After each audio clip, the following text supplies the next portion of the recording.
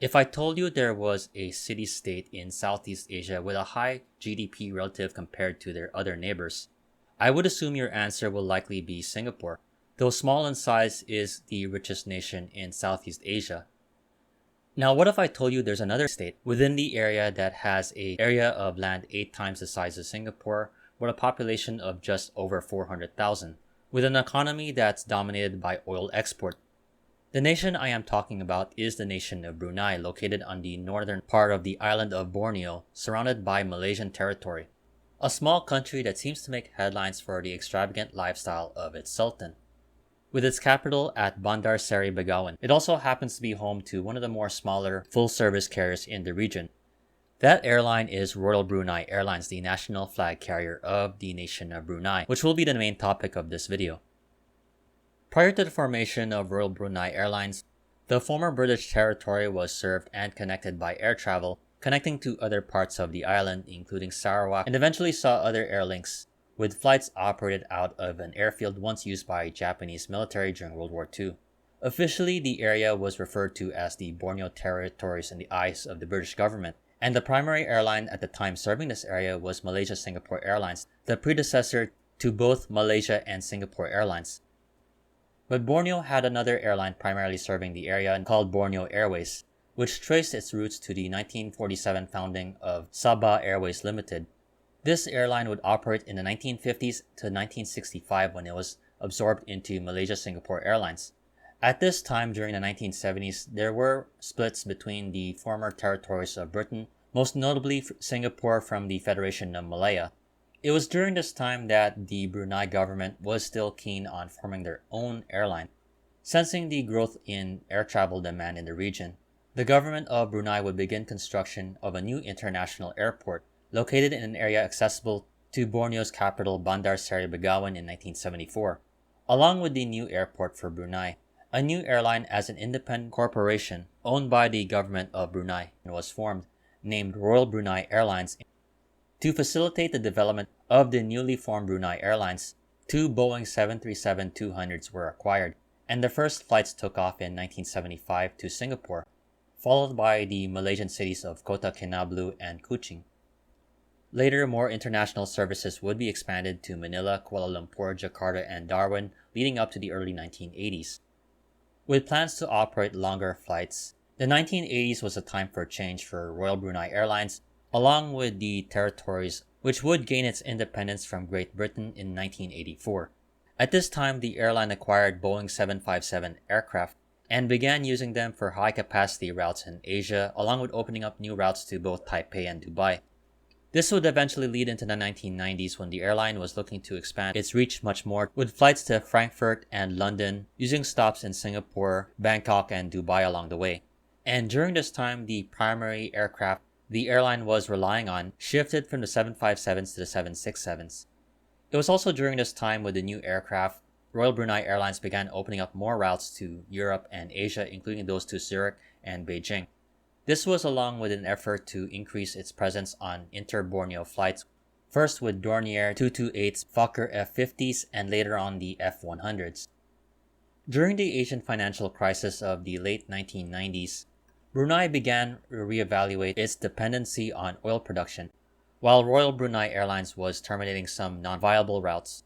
In a major move to restructure the airline appointed a new CEO, Peter Foster, a former Cathay Pacific executive with plans of upgrading the airline's fleet, phasing out older 757s in favor of Airbus A320 and A319s, and the opening of new international routes to Tokyo, Sydney, Auckland, and Seoul, along with the start of the airline's frequent flyer program named Royal Skies. Foster would leave the airline in 2005, taking the position of president at Kazakhstan's Air Astana. Within this tenure, there was an attempt to launch U.S. flights via the Pacific island nation of Tonga through a partnership with Royal Tongan Airlines in 2003, though the airline, which wet leased Boeing 757s from Royal Brunei, went bankrupt due to high debts incurred.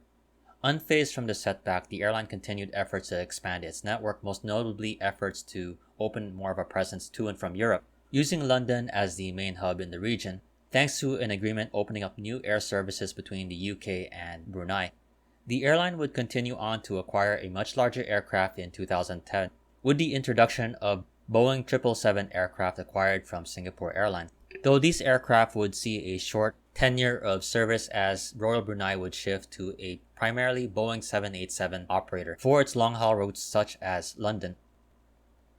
When you think of the airlines that usually make the news from Southeast Asia, Royal Brunei does not always make the headline, as it has a smaller fleet and network compared to the likes of Singapore and Malaysia Airlines.